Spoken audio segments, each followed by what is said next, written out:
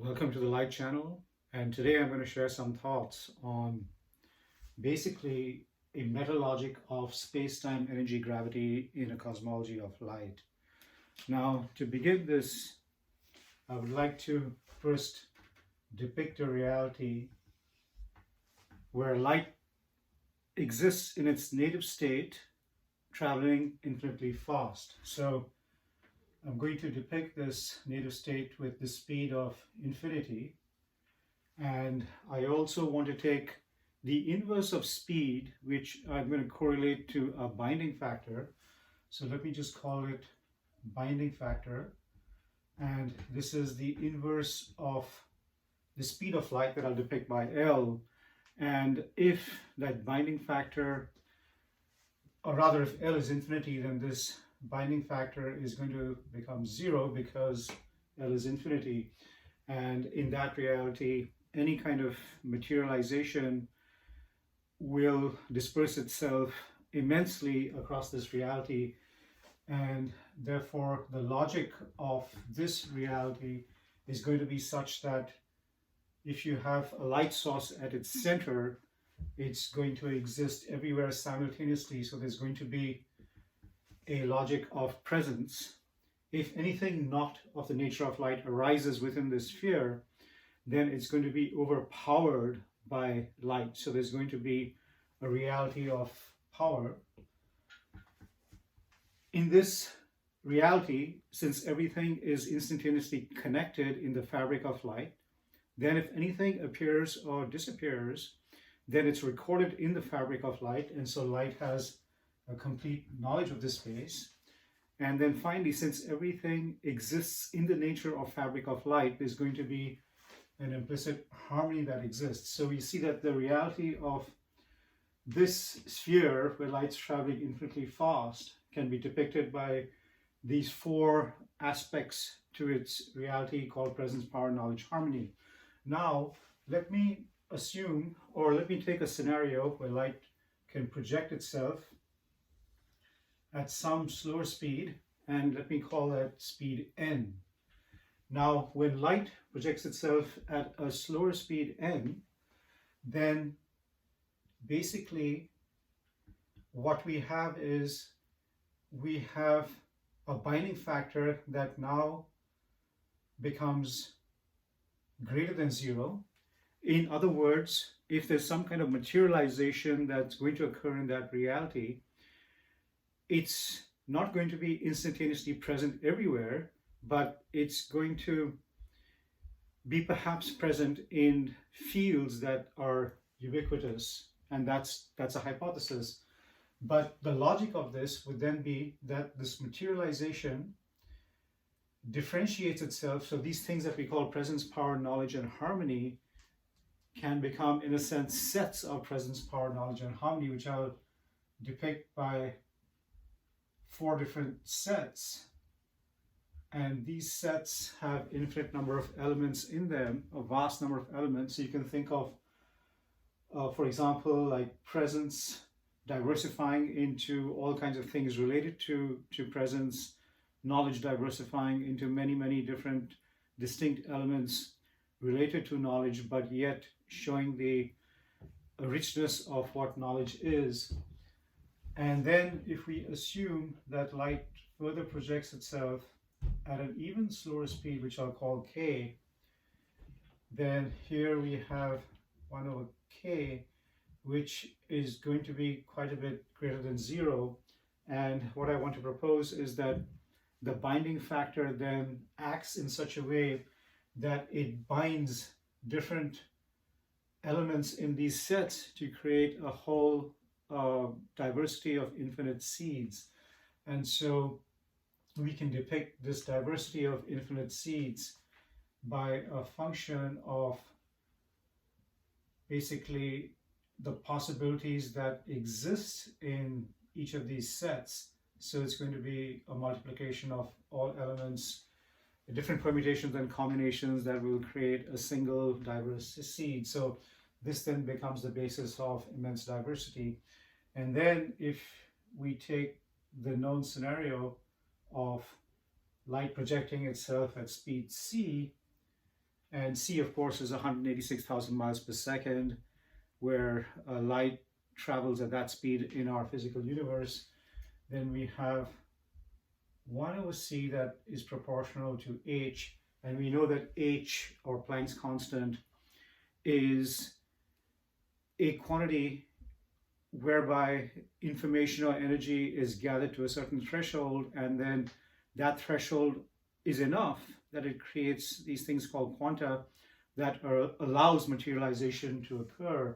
So in fact, what we have here is a scenario of infinity of the diversity of matter expressing itself. Now, I want to come to how this framework actually creates the reality of space-time energy gravity. And before I do that, I want to take one more case where light projects itself at speed 0. And let's assume that this is a projection at speed 0 over here. Then we have 1 over 0, which means that h then becomes infinity. So this thing that we call h becomes infinity. In other words, matter can't form, light can't travel. So we're going to have a reality that's the exact opposite of this. So it's going to be, I'm going to depict this mathematically by no presence, no power, no knowledge, and no harmony.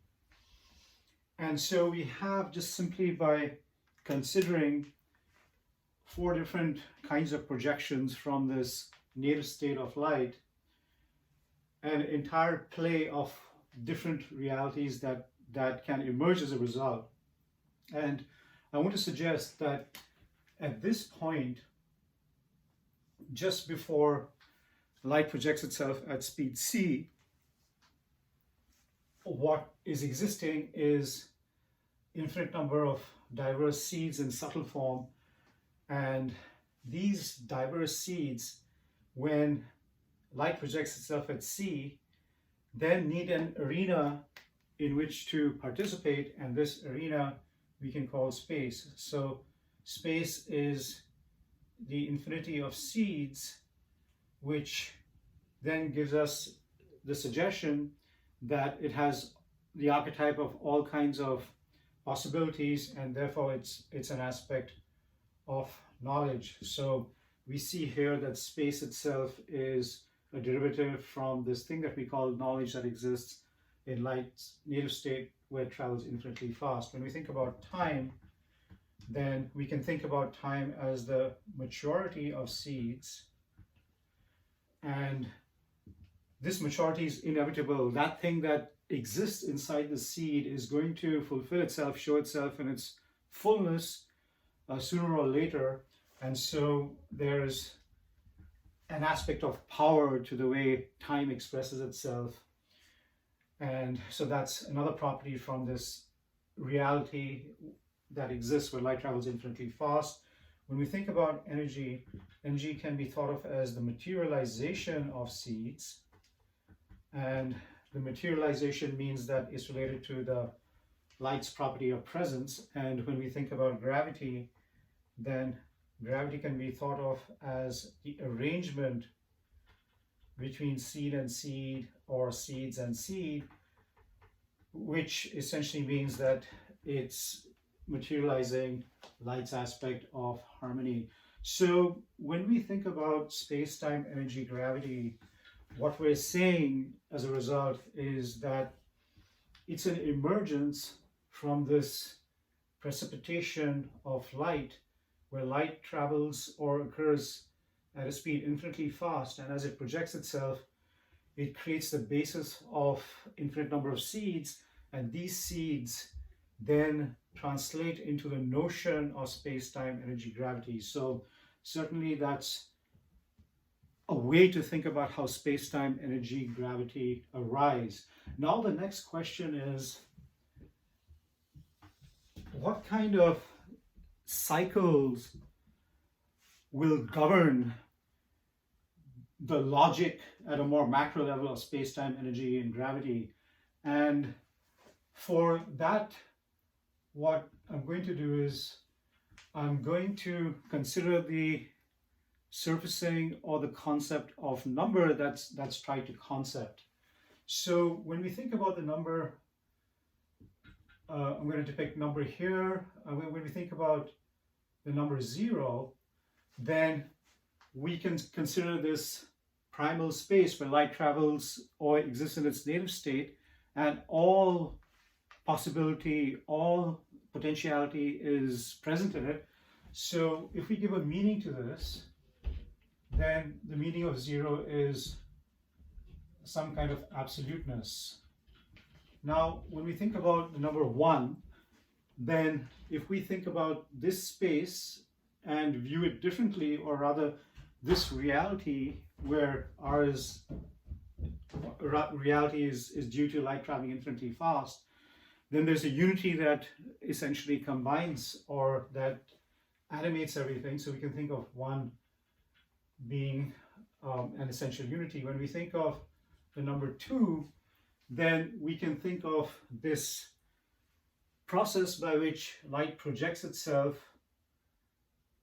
in different possible configurations of itself, where light travels at different speeds, and therefore 2 becomes this notion of the reality at infinity projecting itself at some reality depicted by small r, and I'll just call it x, the subscript x, where x can be n, k, c, or 0. So essentially this, then the meaning of this then becomes a decision to create or a projection. And so 2 takes on a particular meaning in this cosmology of light. When we think about 3, then the way I would think about 3 is that it's a relationship that creates some kind of a stability, because we have that R, the reality of light traveling infinitely fast, as a basis. So there's a particular kind of knowledge that exists, and then there's a projection, and that projection is essentially taking on a static form, and then the projection can take on a dynamic form. And this triangle, if you will, or this coordination of these 3 things, which are knowledge in a static form, the projection becomes presence, and in a dynamic form, the projection becomes power. And so this can be thought about, the meaning of this is the beginning of creation. And then when we think about the number 4, then 4 itself can be derived from thinking about 3, which is, here we said on the basically vertices is knowledge, presence, power. But if we assume that now there is some kind of awareness inside this space which can move in different ways, can change things, then that's a basis of harmony. So we have, in fact, a 4-fold reality that's being projected. So it's a function of presence, power, knowledge, harmony. And keep in mind that this presence, power, knowledge, harmony is none other than a projection from here, and therefore 4 becomes, the meaning of 4 becomes a manifestation. And when we think about 5, then a way to think about this is that it's essentially 1 plus 4, or this idea of unity plus manifestation, which means that the manifestation can repeat itself again and again, so it becomes powerful. So 5 becomes a symbol of, or captures the concept of power.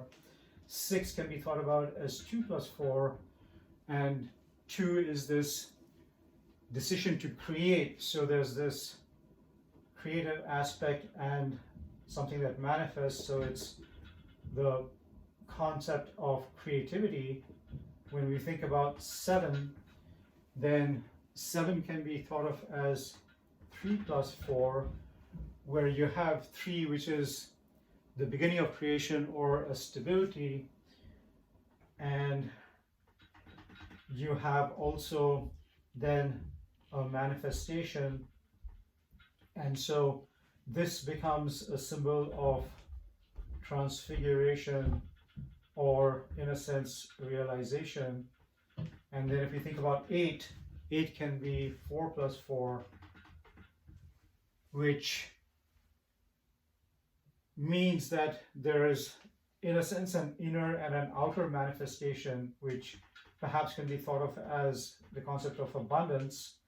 And then you have 9, which is 5 plus 4, and 5 is power and 4 is manifestation. So that means that whatever is being manifested is pushed to the boundaries, and so it becomes a process of creativity. And then when we think about 10, 10 is where that thing that existed in the absoluteness is manifested materially. So there's, in a sense, a completion or some kind of perfection. And so that becomes the meaning of 10. Now, what I want to suggest is that space-time energy gravity in their play, as they really themselves are a function of how seeds are going to materialize and what seeds are going to become, there's definitely a maturity, or there's a process that's suggested by this numerical approach where you take 1 through 10, the numbers 1 through 10. And we can see, for instance, that if we consider the numbers 1 through 7, then it's a particular possibility becoming or realizing itself, or creating the basis by which something more complete can manifest on something that's already pretty complete. And if we take the numbers 7, 8, 9, 10, then there is a fulfillment of this possibility that's depicted by 7. And I'm going to come back to this. So 7 seems to be some kind of a key number here. And this is already suggested by this notion of transfiguration. And finally, I want to think about within this notion of cycle, of these cycles, the idea of music, or the sound body. And here, if we think about 1 depicting a fundamental note, then if we think about the relationship between 1 and 2, remember that's a projection from a unity into a configuration of unity, and so that can be thought about as an octave. And then when we think about this further precipitation from 2 to 3, that can be thought about as a fifth. And when we think about the precipitation from 3 to 4, that can be thought about as a fourth. And so you have here a cohesive basis of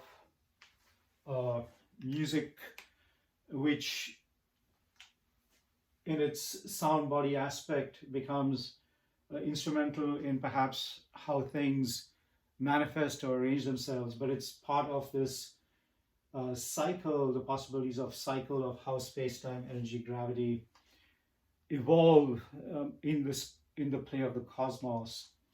Now, I have one more thing to consider here, and that's the notion of a macrocycle. So here we looked at perhaps cycles that govern space-time, energy, gravity at the more micro level. But then when we think about macrocycles, there's a calculation, or we've heard the term of the 4 yugas. And if I depict this as an inverted tetractys with 10 points, then essentially in a common calculation of how you come up with the number of years in a yuga, this sequence 1 times 2 times 3 times 4 times, so we take 2 times 3 times 4 times 5 times 6 times 7, and that gives you 5040, 5040 years. But then you take a cusp at the beginning of 504, so 1/10 of that, and a cusp at the end, and that gives you 6048 years. And similarly, if you take 7 times 8 times 9 times 10, you also get 5040, and so you also end up with this notion of or this period of 6048 years. So the idea being that each of these periods is 6048, and we know that one period is considered Kali Yuga, 2 periods is the Dwapar, 3 is the Treta Yuga, and 4 is the Satya Yuga. And so we have essentially the 6048 multiplied by 2 or multiplied by 3 or multiplied by 4 to give the periodicity of a macrocycle which governs the play of space-time, energy, gravity, and the possibilities contained within space-time, energy, and gravity. But also, when we look at each of these different stages, so the Satya, the Dwapar, the Treta, and the Kali Yuga, and perhaps I have these reversed here. So the Dwapar, the Treta, and the Kali Yuga. Then essentially, we know that there's a maximum amount of light in the Satya Yuga, it's the Golden Age, and there's a minimum amount of light in the Kali Yuga, which is the Iron Age. And we can relate this back to this play of light over here. So essentially, if we think about a quantization function, and quantization meaning where you have information in a more subtle form projecting itself in more material form, so you have an array of different quantization functions here. So in this relationship between infinity and n, you have a quantization function that relates infinity and n. In this relationship between n and k, you have a quantization function that relates n and k. And similarly, you've got a quantization function that relates k and c. And then finally, a quantization function that relates 0 and c. And we can see from this quantization function that essentially the most light projects itself into less light. So there's a materialization, and then this reality of sets, that's quote unquote less light, projects itself into a number of seeds, and that's a different kind of quantization. And then these infinite number of seeds, when it's projected materially, it creates infinite diversity. And then when you have a projection from this negation of presence, power, knowledge, harmony, then there's a different kind of quantization of influence at this material layer. But the point being is that I want to propose that these different quantization functions are in fact active in each of these 4 stages. So we can see that this quantization function of Q that relates infinity and n is, in this point of view, the driving factor of this Satya Yuga. Then you have the quantization function of nk, which is the driving factor of the Dwapar Yuga.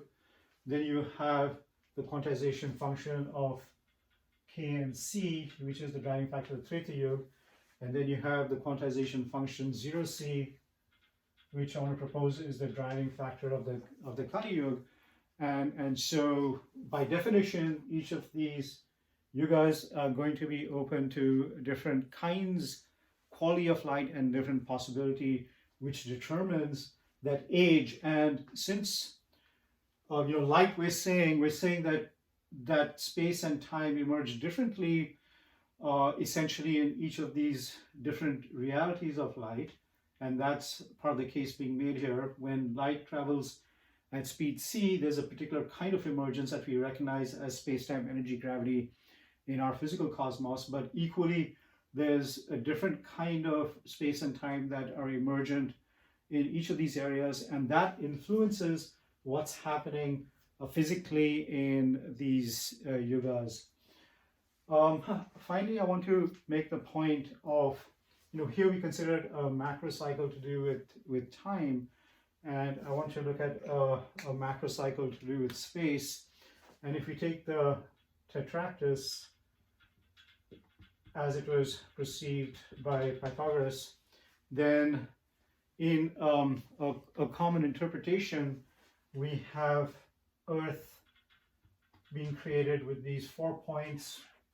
We have water being created with the 3. We have air being created with the 2, and we have fire being created with the 1. So these elements that animate our physical universe, earth, water, air, fire, depict possibilities in space.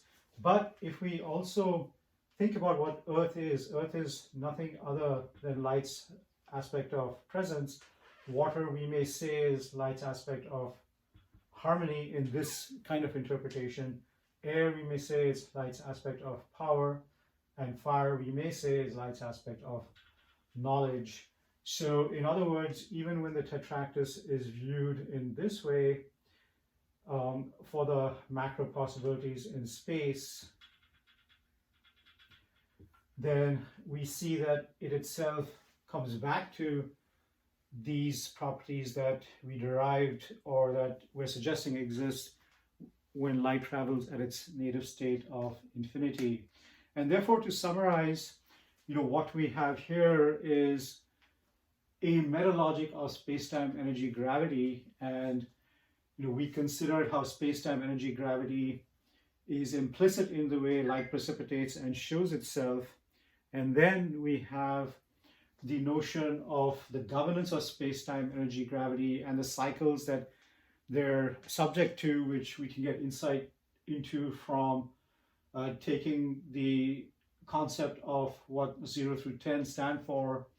And then when we look at the logic of going through 1 through 7 or 7 to 10, it gives us a numerical value that has been associated with the macrocycle of time, space-time energy gravity, which we also related back to these 4 properties and the quantization that essentially occurs between different layers of light.